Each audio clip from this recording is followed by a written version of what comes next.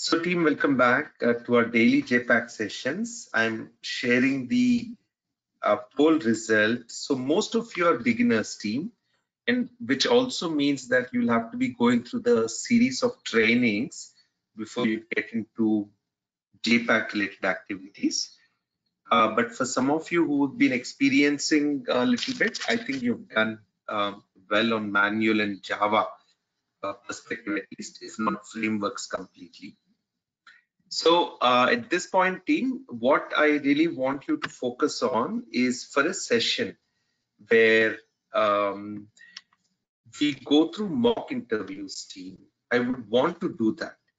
Now, if I ask this question, if we do mock interviews where I ask questions every day, would I get enough response from the audience to answer it?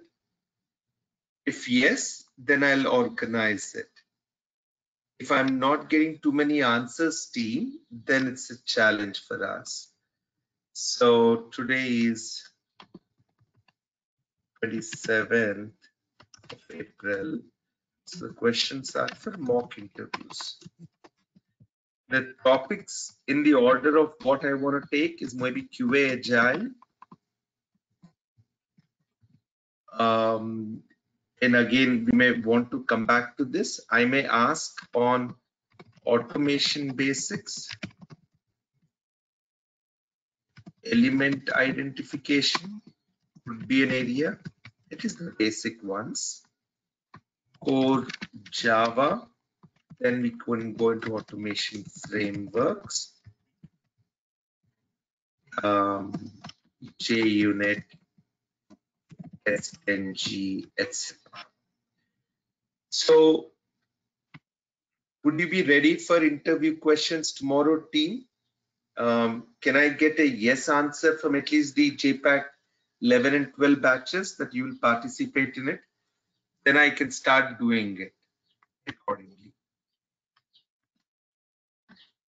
We'll go through a few questions and I want you all to take time to answer them. Would you want to give? So I've got at least a few responses from most of the old members as a yes, so that's good. Timings is what I'm thinking. If it's okay, team, at this time, 5 to 6 p.m. Pacific. If it's a shorter one, we'll keep it shorter. If it's going to be longer, I mean, we'll stretch it till 6 p.m. But at least try and meet daily.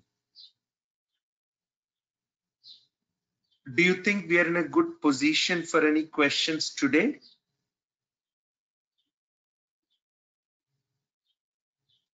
Or would you want to do them tomorrow?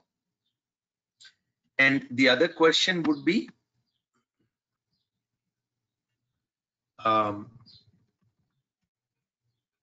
project-based questions and interviews. So the above are more skill-based that I mentioned here. The other is based on your specific profile. So if you send your resume, you can delete anything that is not relevant. And looking at that, I could ask specific questions. Okay. So team, let's start with it. I'll ask a few questions. I'll take randomly across and then we will talk about how we can go into some more depth. Okay. So let me start writing some questions.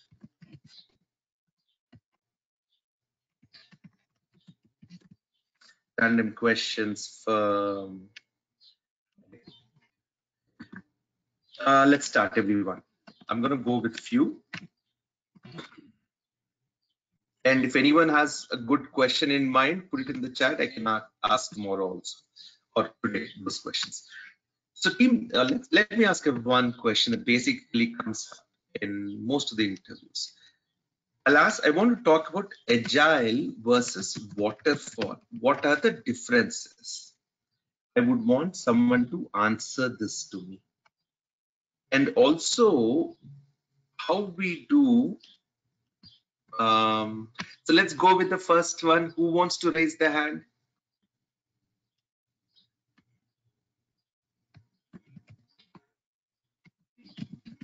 And I may not give a correction of anything right now, team, but I want to listen to it.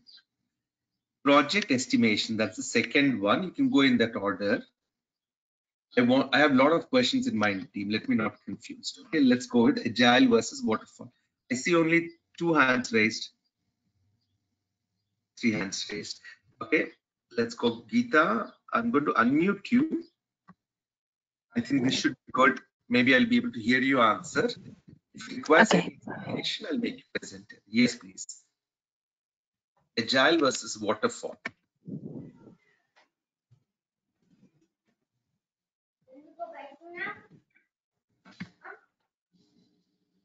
Go ahead, Geeta. Hi, Karthik. As a agile versus waterfall, in layman terms, in very simple manner, waterfall is like once everything requirements is completed, development is completed, then testing starts. So by the time tester starts the testing, everything in coding part will be completed, and we start testing. So if there are any issues from coding side, that is very late to identify. I mean, that is very late time to fix them.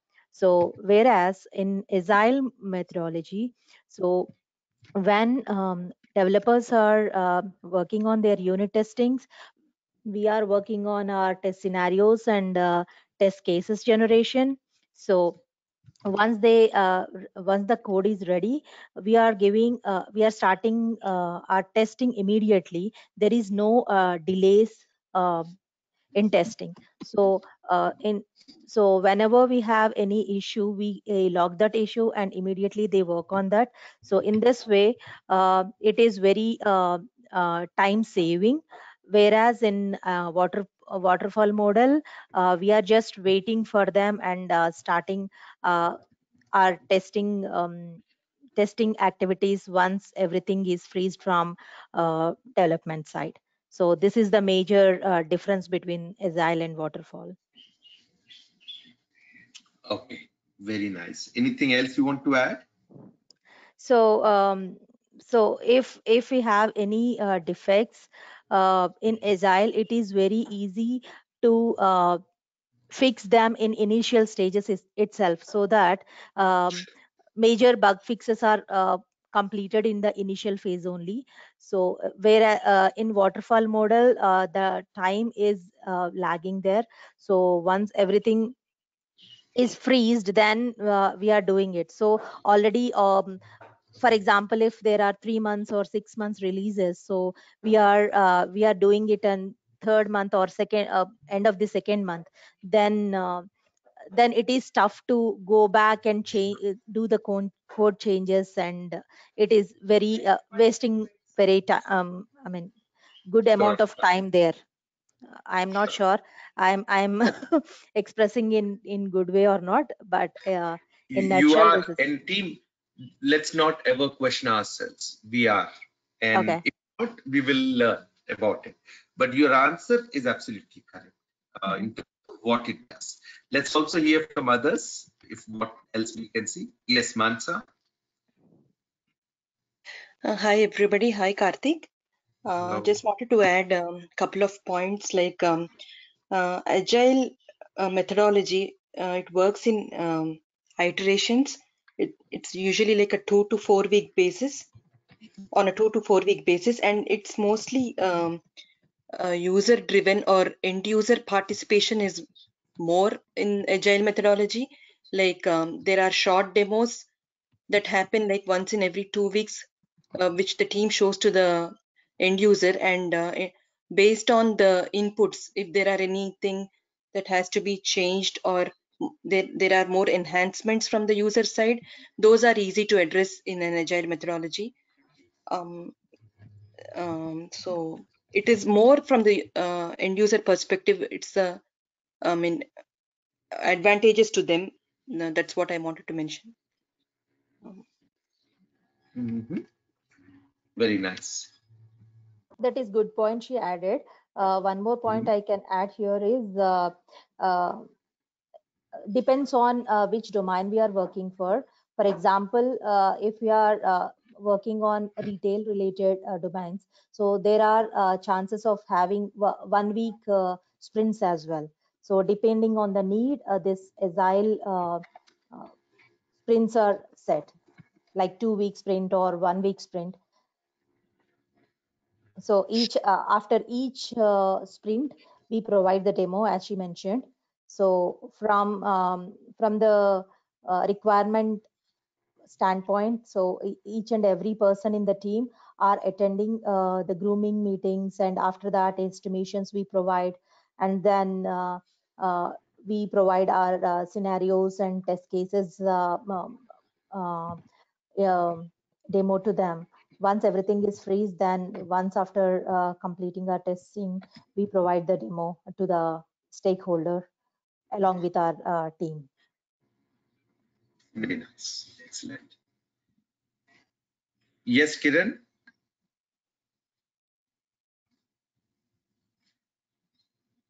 Kiran Mai?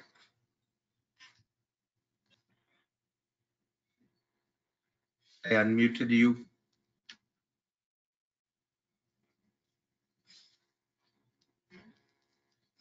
Geeta, I believe you are muted at your end. Kiran Mai, we cannot hear you. Oh, Yes.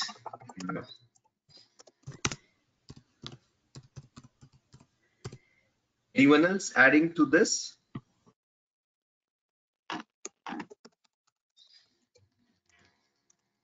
Tanfuna? yeah. I would like to give like just a brief, like a clear differences between agile and waterfall. So the both the processes goes through the software development lifecycle process, which has like about 6 to 7 stages. But in like waterfall, what happens is the software, that application which is to be developed, it goes through each and every step one by one. Like after it completes each step, it has to go to the other step. Like first is the gathering of requirements, that is the planning, and then comes the just a minute.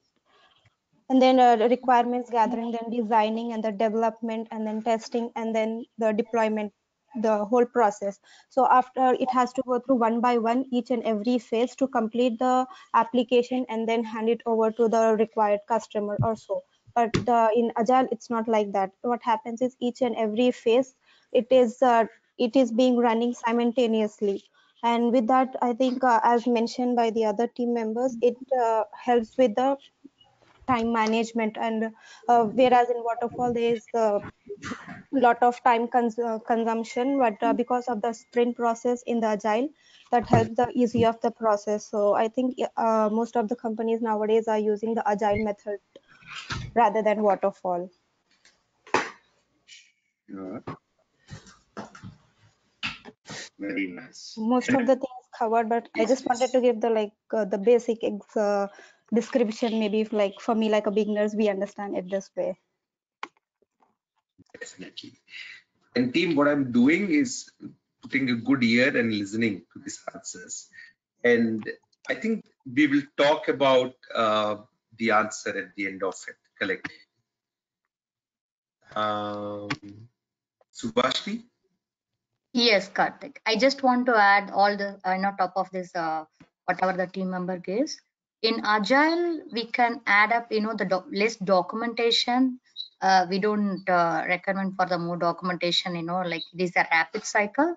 And waterfall, the documentation is the top priority. So we have to give each and every stage. We have to give the documentation review process, and it will go. But agile, there is no document, that much documentation is not needed. Instead of documentation, they will be do it on more action basis. And test in agile, testers and developers or both will work together, but in the waterfall model there is no, the testers work separately from the developer. I just want to add a couple of points, like What difference between. So you said, can you repeat those once again for me? The agile process, testers and developers or work together, so they know each one what they are doing, and each sprint they will discuss, the review meetings, and they can both will work together and they know what they are developing. But in waterfall model, the testers work separately from developers. Okay. And agile documentation is very less priority than software development, but in the waterfall model, the documentation is the top priority, and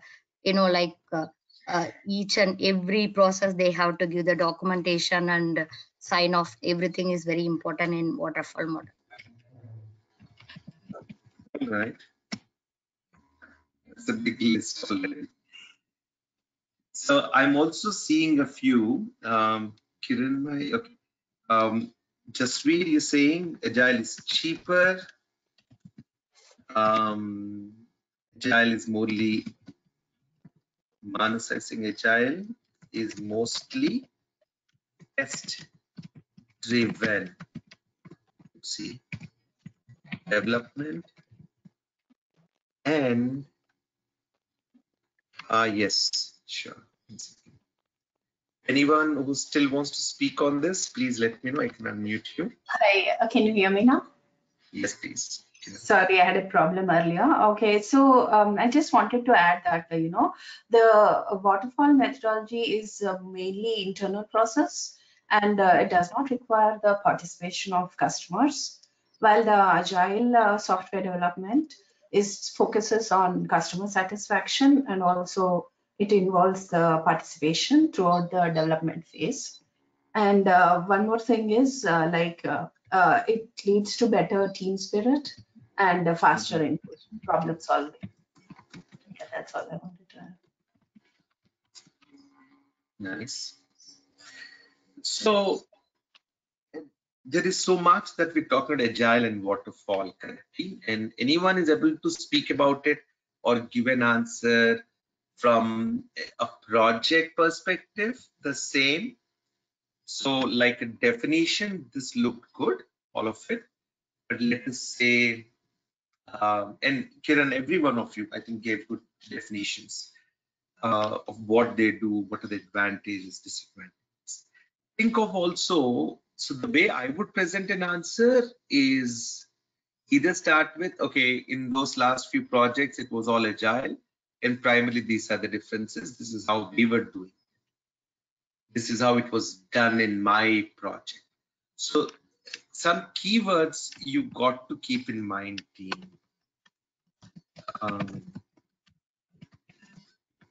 Things like how we were doing it, what I was doing, becomes very critical in our answers. So also prepare yourself from that perspective. Okay. Now, I think from an answer perspective, let's keep it there. I'm not going to answer anything. If they keep coming out better, I want to keep improving. Anyone else? Let's go to one more question on something related to it. What is the traceability metrics, team? And is it the important one? How does it, what does it help in our end? Anyone? Traceability.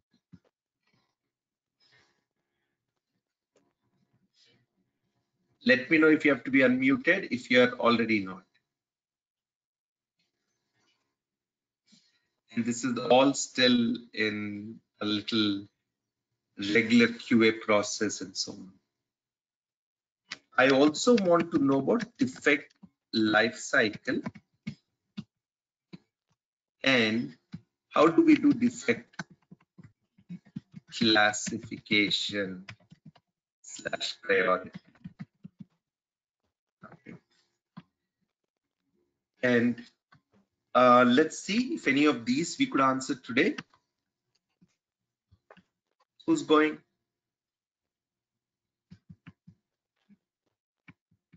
Go ahead, please, team. Most of you are not muted. You can go in the same order. Let's start with the traceability metrics, everyone. Um, Sure. Hi, Karthik. Can you hear me? Yes, please. Yeah, hi, team. As far as I remember, traceability matrix is something like a matrix which a tester has to maintain in order to make sure that the requirements and the test cases, each and to make sure that a particular requirement has enough test cases. I'm not probably putting it in correct words, but yeah. Okay. I mean, if a particular I understand how to put it together. Keep going. Yeah. Yes. Next. So, I mean, whatever she said is right, Karthik. So, what in my experience, how we follow this requirement, this traceability matrix mainly means requirement traceability matrix, which means whatever requirement we have for our story. So, how we are covering those requirements into our test cases, into our scenarios. So we may have 5 points in the requirements. So for each point, how many scenarios we are identifying? For each requirement, for each scenario, how many test cases we are following? So we map these our test cases to the requirement. So for example, in any defect tracking tools, we map these requirements to our test cases. Once our test cases are completed running, every test case is passed, automatically those test matter those requirements are passed. For example, if we take example of ALM, in that we have traceability matrix available there. We place all the requirements and we map all the test cases to that requirement. So each test case is completed, which means not only running once, it should be like defect free. Once the test case is defect free, which is successfully passed, then that requirement is completed. In that way, once all the requirement has passed, then only we can say our test is complete. This is my understanding in terms of requirement traceability matrix. Karthik. Sure, and I could not document all of it. That's good answer. And see, one of the good things that came about is, as an example, very importantly, to say, like, you just used how we do it in ALM as a tool. Tools talk about standardizing a process and methodology, so it's easy for us to follow the same. And at any point, team, you have such things, go to and search for that. And simpler things is to get a visual perspective. Now, if you look at images in here, any of these predominantly are giving us that idea, but let me see something simple to show you. This looks neat. Okay, this is there, something easier. This is a little bit more here. So, for example, here, look at this one. How do I maximize this?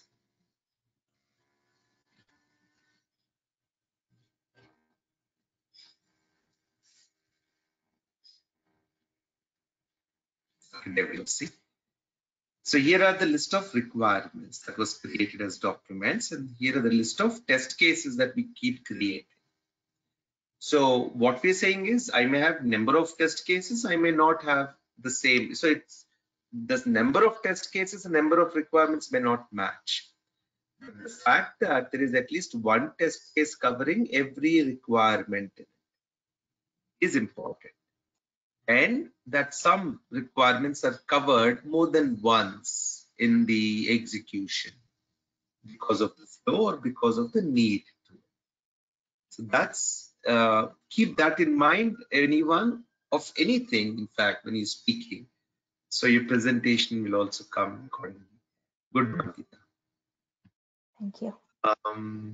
Karthik, I just have a question about this requirement traceability matrix. So usually, does it usually in agile projects is it a norm to have a requirement traceability matrix? Do usually testers keep a track of requirements through this, or is it only like in a waterfall model they usually?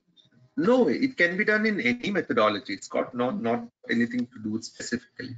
The only thing is, in our agile world, number of requirements could be very high, and they could be constantly changing also. So you won't see such a simple document. You will see something which is a little bit more complicated like this for us, and which is constantly moving. And just the effort of maintaining them becomes important. So what we are doing is having tools like Rike and so on to do that for us to a certain extent. So where my requirements are logged nicely, and I'm also able to go in and get defects linked to it. So that whole cycle is possible. So it is irrespective of what methodology we want to use. It's just how complex do we want to do. Let us say over a period of time we get confidence in the process we're doing, our application and our testing, then we will relax a little bit on the requirement traceability. But if it is a critical zone, then we'll keep it going, whatever be the project. Okay, thank you. Sure. Okay, anyone else on this? I want to add one more point here from my experience, Karthik. So in my previous work, we used to have all our requirements in TFS, which is Team Foundation Server. Our BAs or SAs used to create their requirements in the TFS. So once those requirements are logged in Jira, for example, those requirements are assigned to any team, then we create test cases in test management tool, which is test manager. So all our test cases are there in test manager. And for defects, we use Jira, which is a defect tracking tool. So Sure. all our defects are in Jira. So ultimately, at the end of the sprint, we used to map each of these things. Manually? Jira defects, and test manager test cases to the TFS, so that once that requirement is completed, all these need to be completed, test cases as well as these defects.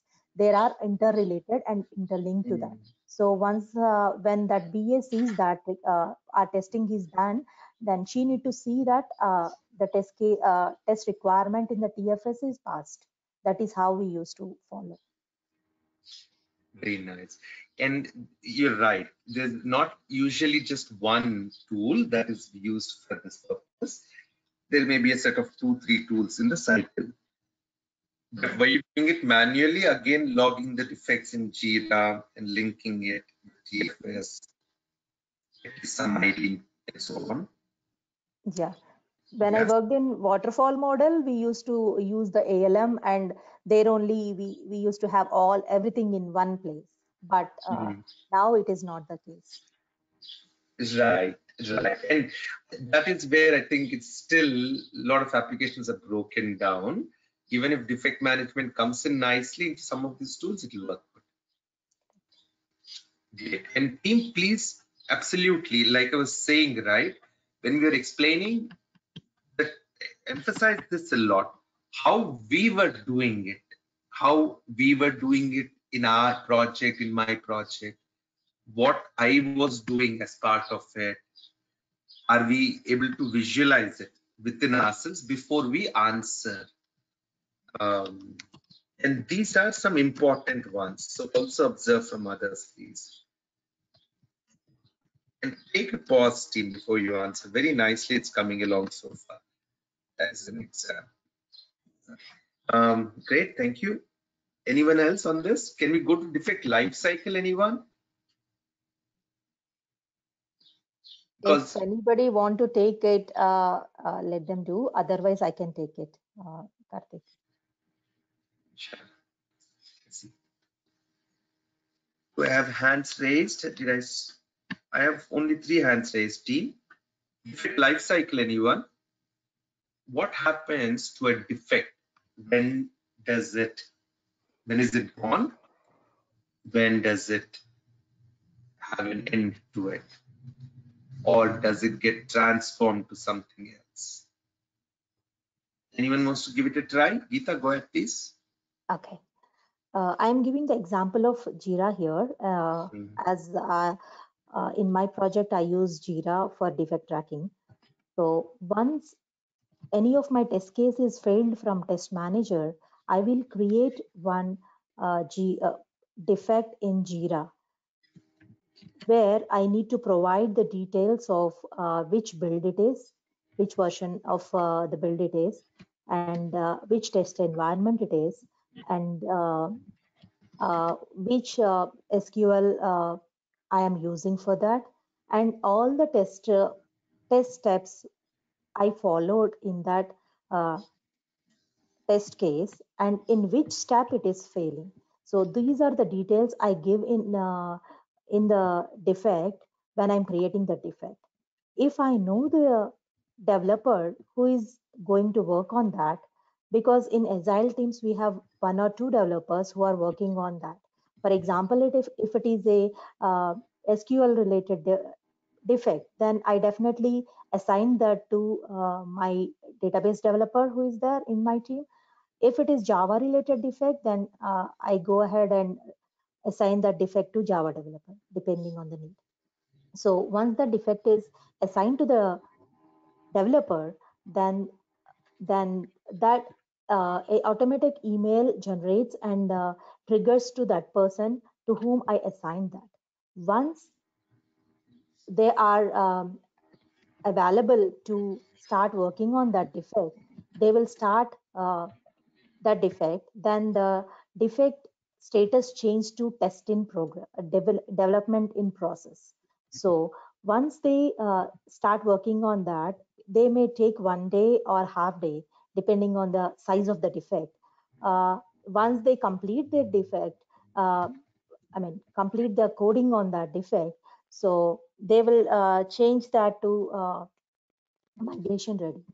But here is one thing, the developer may accept it as a defect or not, because in my point of view, I am thinking that is a defect from development side, but that defect may be some environment related issue or some other problem which is not related to the code. If it is not related to the code, definitely they won't accept it. They will definitely send that defect back to me saying the notes, this is not code related. There is no code fixes needed for that. So then again, I start my test one more time, and depending on the inputs, and I close the defect. If it is really a code change, they will do the code change, and they change that to migration ready once it is ready from their end. Once it is migration ready, every day we will have migration running on every day morning, 24 hours. Every 24 hours migrations happens in the mornings. Then those migration ready defects will be picked up, and those will be pushed into test environments. So once it is migration is completed for that defect, then that will change into test ready. Once migration is completed to test environment, it changed to test ready. If it is test ready, then it is available for us to start our testing again. So if we have 2 or 3 persons in our team who are testers in our team, whoever created that defect, depending on that base, they will pick the test ready Jiras. For example, in my team, I have 2 QAs. So if I am the one who created the defect, definitely that defects come to me. If other person is working on that, definitely it goes to other person. Even though it is not related to my, it is not created by me, I can pick that if I have the bandwidth of working on that defect on that particular day. So once it is ready, if I am willing to pick that on for that day, so I'll go ahead and start working on that. When I start working on that, I change that to test in progress. Status of the defect will change into test in progress. Once I complete my testing, if I found that it is working properly and I am satisfied with the result, it is as expected, then I can go ahead and complete, make it as a test complete. If I am not satisfied with the defect fix, I am seeing that there are still it is showing some error or something, then it will go back to developer whoever fixed that. Then it will be changed back to status change back to assigned to developer whoever is appropriate for that. This is what the test defect life cycle in my experience in Jira. I just wanted to add one thing. Actually, I think whenever a first time a defect is found, the status should be open, right? Right. Yeah. Whenever And I Yes. create the defect, yeah, whenever I create the defect, automatically the status of that is open. correct. And at the end, it should be closed. I mean, Yes. like, If it is completed, then we will make it as closed. yeah. Hope it is Very clear. nice, Geeta. Yep. Thank you. Nice explanation. Thank you.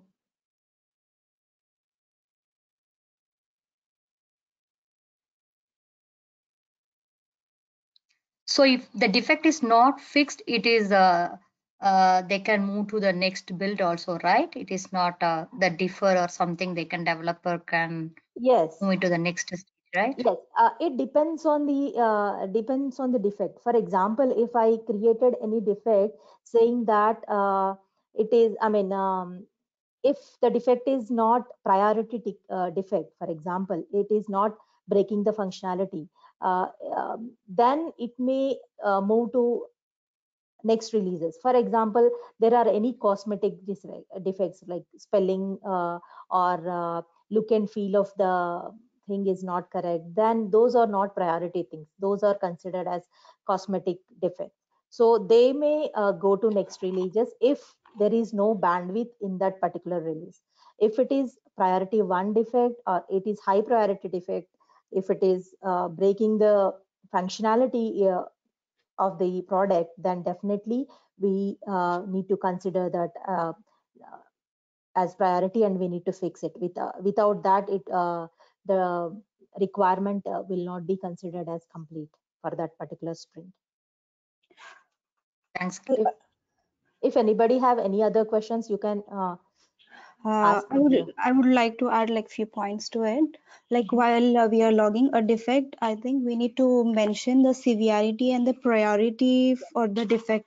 Yes. Where the severity we could say like high, medium, low. So like how severe the effect of the defect is on the application, we need to mention that. And the priority also we need to mention like we can like status of the priority if we mention, so it would be easier for the developer to take it and look into it. And if it is like if it is giving like low of severity for the defect, it's not making like major changes, and then if it is like least priority, that can also be like ignorable if it is not disturbing the application. And also I think severity and priority logging the defect, it like plays a major role. Yeah. Thanks Yes. for adding this. Yeah, I would like to cover that in the next question, so that's why I skipped that part. You were explaining a little bit, so I thought to give this like little words so Yeah, that it that is Yeah, I also thought the same thing. Yep.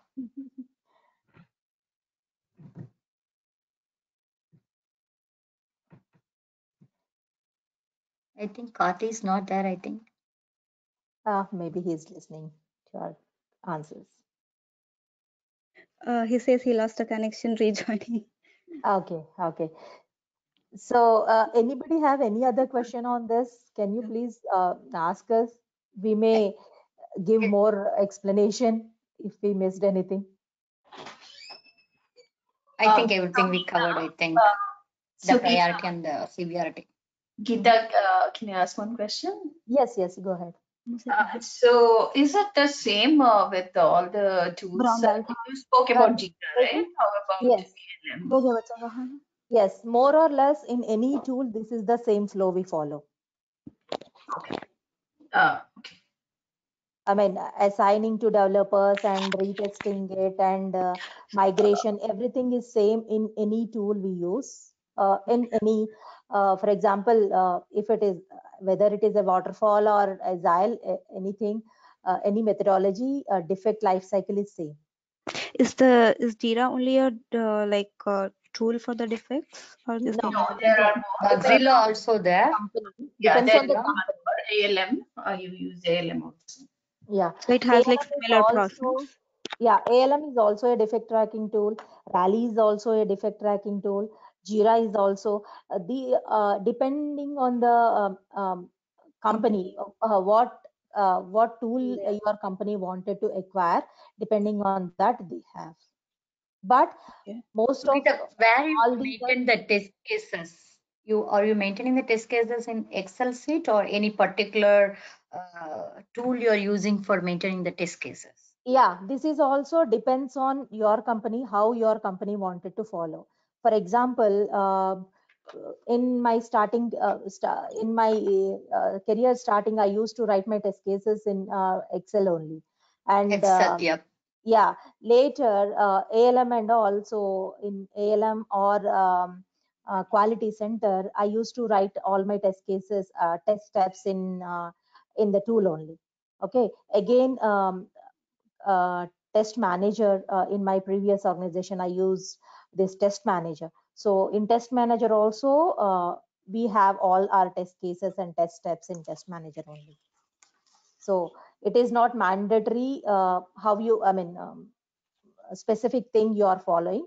Depends on what tools you are using. If your company is using any tool, you have to go with that. Okay. But those tools and everything is very simple. You just need to look at it once, then you can catch from there. It's all similar, right? Or similar, yes, all similar. Look and feel may be different, but intent and content will be same. Exactly. So anybody have any questions on defect tracking tool or defect lifecycle? So while you have to when you entering the defect, you have to do the step to reproduce and version, everything you have to do it, right? There you will attach the screenshot and video, all Yes. logs and videos, right? Logs also you will attach. Not videos. We generally give what we give is in the What are the evidence you will give? Yeah, defect description. We give all the test steps and we mention what step it is failing. For example, it depends again. For my experience, I never give all the steps. Okay, so I provide the details what I'm doing. Okay, in which step, what exactly I followed, and in which step it failed, and what is the expectation of that, and what is the actual of that. So XYZ is the expectation. I'm getting ABC. So this is wrong. So these are the steps I followed to recreate it.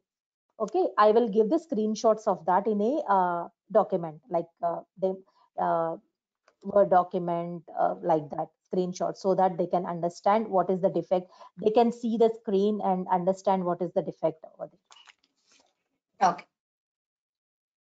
Thanks, So Deepak. recording we generally won't give. Maybe for automation, I am not an automation tester, so maybe for automation they record the results and provide that. I am not sure about that. Okay.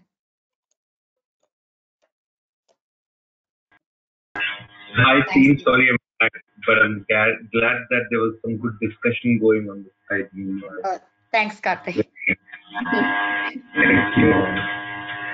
Great. So that's good. So let's keep going, team, on the same. Lot more to share in similar level. Did we finish on the defect classification and priority?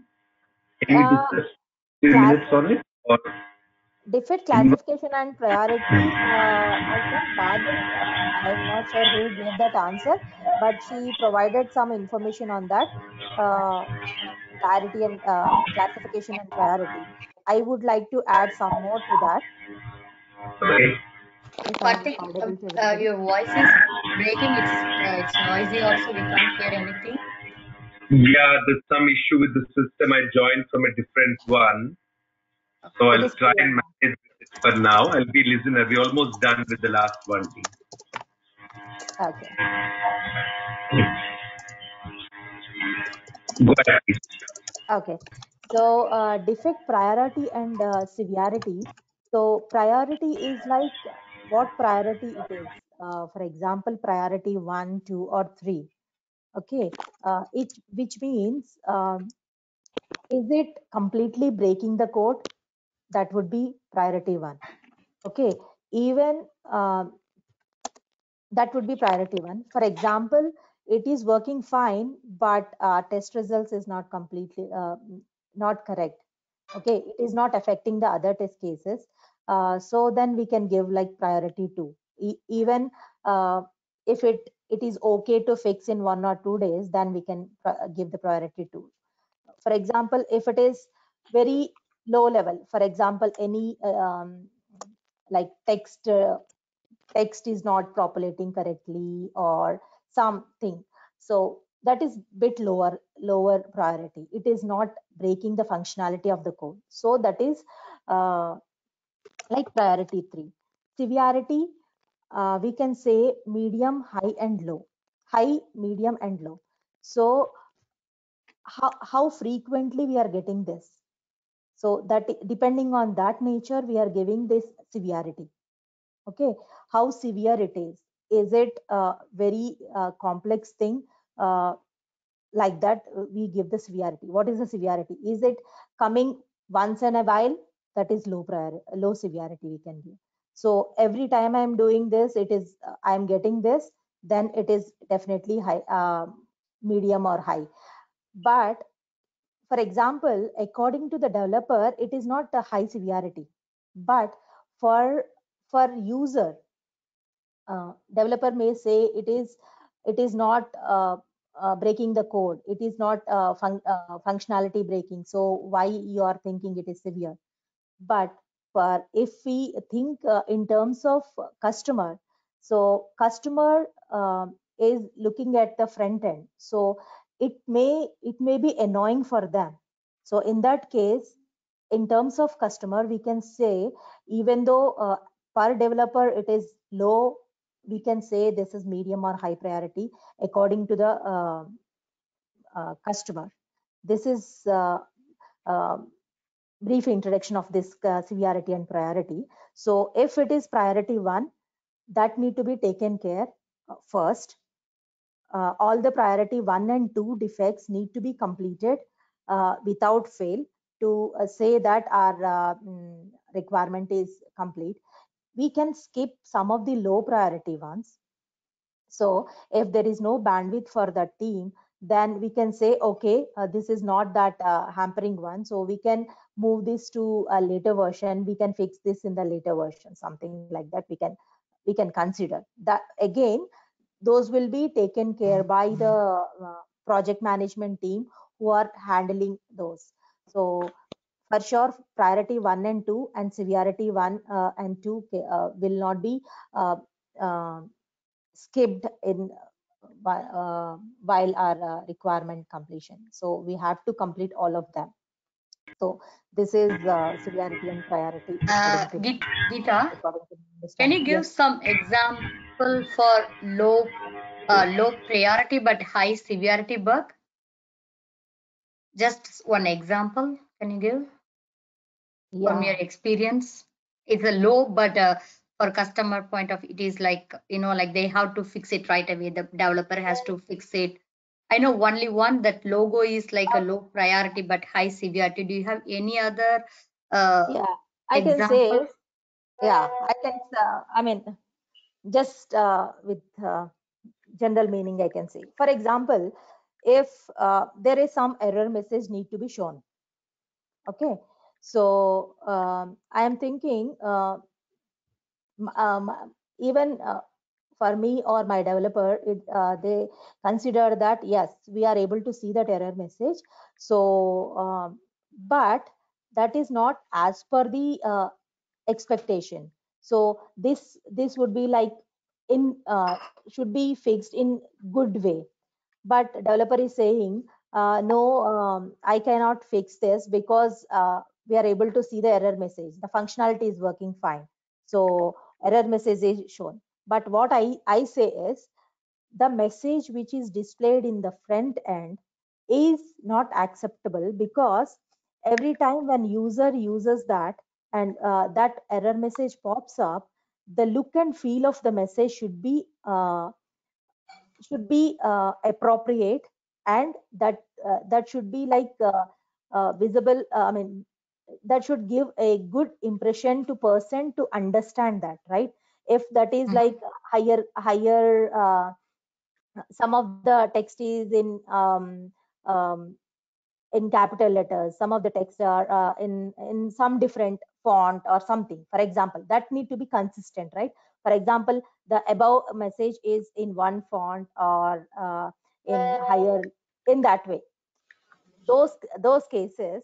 So they will say that customer will say that we all these many customers, these many users use our application, so we need to provide consistency to them all through the messages that need to be clean and good to the customer. Otherwise they won't be, if it is misleading, if it is misleading in any way, then they won't accept it, even though the content of the message in is giving the correct message, content is correct message, but they may or may not understand in proper way if that is not properly shown. In those cases definitely they won't accept it. Hopefully it is understandable for you. Yes, yes. Thanks, Geeta. Thanks. I got it. Okay. Very nice. Those are very good explanations, Geeta. And there's a little bit more on classification and priority that I wanted to bring in, but maybe we'll continue to the next session because I can't be a presenter here also. And I want to add some coding questions also tomorrow, team. And as we go along, this will take some time. There'll be a lot of questions that we will try and cover. So, team, this question I have for Bhargavi. Bhargavi, do you think you can do the SDET session still? Yes, Karthik. Then, one second. I just sent. I have another session starting at 6:30. So that's a problem. As you say, Karthik, I can wait for tomorrow's also. Tomorrow session. It's going to be tight even for tomorrow. Similar. I'll have to move one of these. Okay.